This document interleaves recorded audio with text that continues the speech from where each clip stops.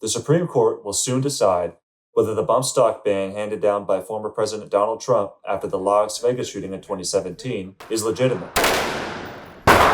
Texas gun store owner Michael Cargill, who surrendered his 2 bump stocks after the ban, argues that the classification of a bump stock as a machine gun is not appropriate given the language Congress used in the 1930s.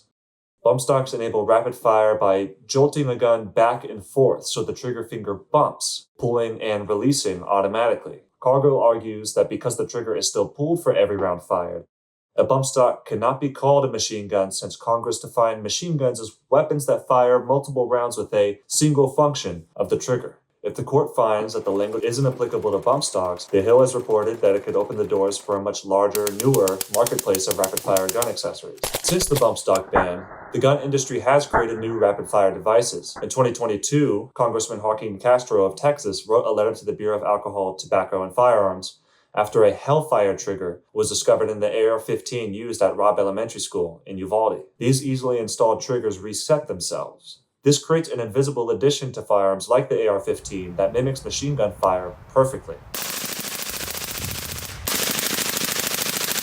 At least from the outside, it's almost impossible to tell the difference between a real machine gun and an AR-15 equipped with a forced reset trigger.